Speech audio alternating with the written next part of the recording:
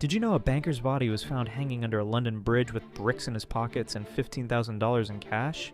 In 1982, Roberto Calvi was known as God's banker. He managed money for the Vatican Bank.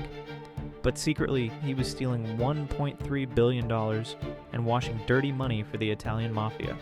Calvi also worked with a secret group called the P2 Masonic Lodge. They were plotting to control Italy's government. When investigators got close to the truth, Calvi fled to London.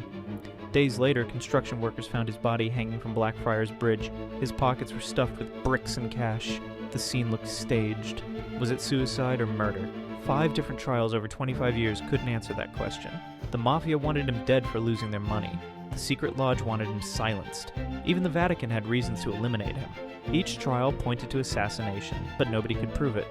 Today, Roberto Calvi's death remains one of Europe's most notorious unsolved murders. The truth died with God's banker under that bridge.